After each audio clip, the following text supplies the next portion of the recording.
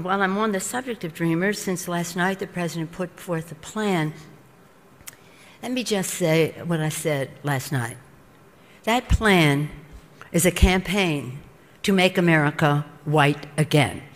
It's a plan that says over 50% of the current legal immigration will be cut back, that many people will be sent out of the country. They are changing the character of our country.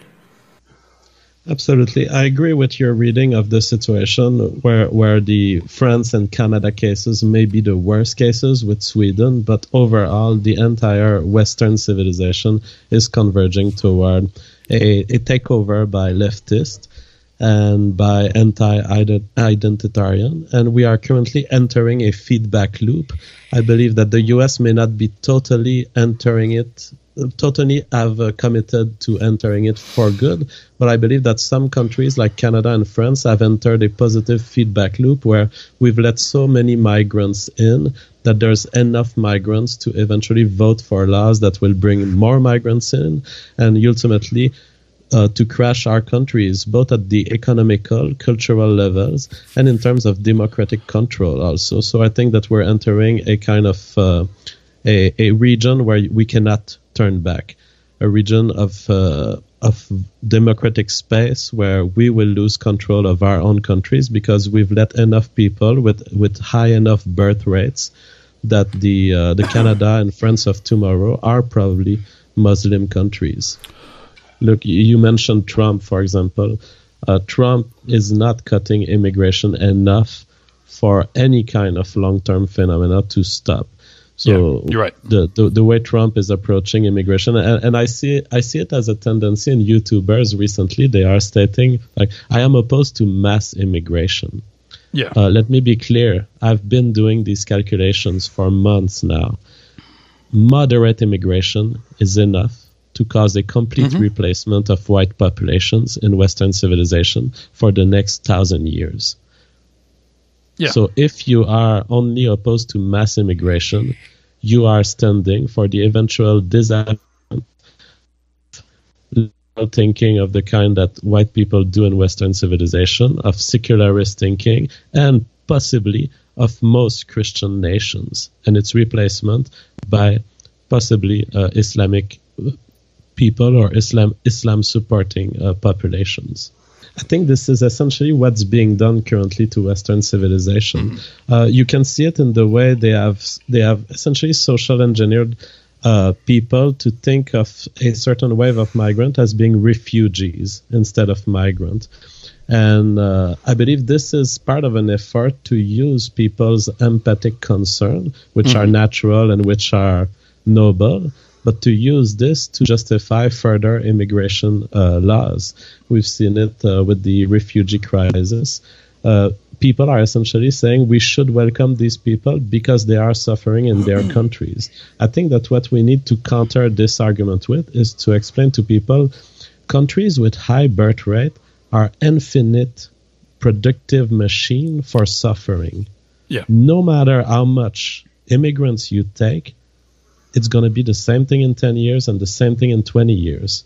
Because these migrants that you take, because you are afraid of the conditions in which they live, they will be replaced in their countries by further babies who will grow into adult life and who will make their own babies.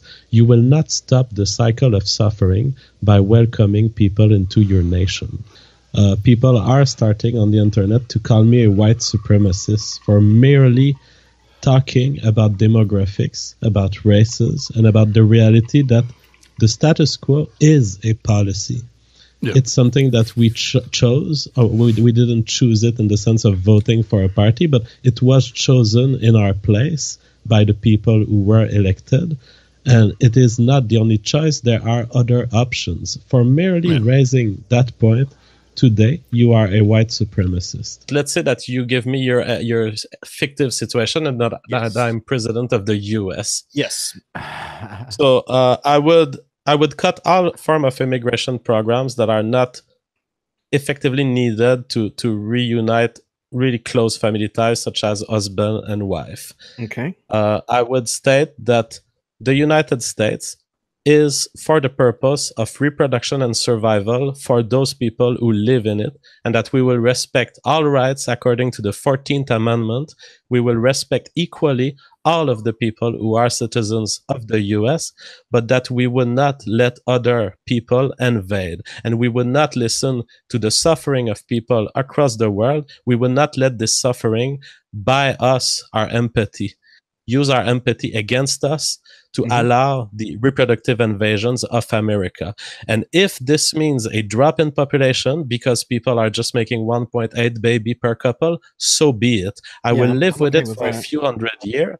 And in a few hundred years, the situation will correct itself, because evolution naturally leads people who make lots of babies to have more of their representant in the next generation. So in a few hundred years, I would have fixed the problem of reduced birth rate in white Americans. But what will also happen is that within the white group, they will also self-correct, because the Christians tend to make, for example, 2.6 baby in America, the Christians conservatives. And so they will self-correct. There will be more Christian conservatives in the future. And there will also be more Hispanic and more Black people. And the population will stabilize without a need to replace them with people who have not demonstrated that they were ready for the lifestyle of a Western civilization. All right, we are stuck in a world of limited possibilities. We are stuck in a world where, yes, of course, there are billions of theoretical possibility, but if you look at the history of civilization, Black nations have not formed free nations. They have not formed the kind of things that led to the First Amendment in the US. These advances were obtained by white people. And if I was to bet my money on one people that would improve the state of individual liberty on this planet, it would have to be white people. And a sort of pragmatic approach to white nationalism would be to say, I'm just going to bet on the best horse, the horse that keep repeating the same thing, which is improving the state of liberties wherever they found nations. There are people who believe that racial solidarity just makes society better. So they're not so much obsessed about the white race. They just believe separated races is better in and of itself. So that's an argument from solidarity. And they say, well, that's the natural state of human beings. They like to be hanging out with people like them, and it leads to better society, more cooperative society, and more trusting societies. That's one argument. There is the argument of criminality and the fact that you have more criminality in certain races and you want to protect yourself from this. That's another argument I've heard. My line of argument, personally, what brings me to this idea of the ethno-state, in fact, I don't want to implement an ethno-state. I am enthusiastic about it. This is what I say, because I'm not on a political quest to accomplish the ethno-state. I'm just enthusiastic about the idea, and I like to hear about it. I stand pretty much where Stéphane Molyneux has been standing very recently. So Stéphane Molyneux is a libertarian YouTuber, and he used to reject nationalism, like a lot of libertarians. You know, this idea that there's no border, etc. So many libertarians were in that camp, but Stéphane Molyneux made a switch, I believe it was a month or a few months ago maybe, and he published a video why I was wrong about nationalism. And he says, white people, essentially, he doesn't use the word white people, but he says there are some groups of people who are more likely to lead to a libertarian state. And this is in line with what Ryan just mentioned. This idea that the ethno-state is the best tool, the white ethno-state is the best tool to get to a society of liberty.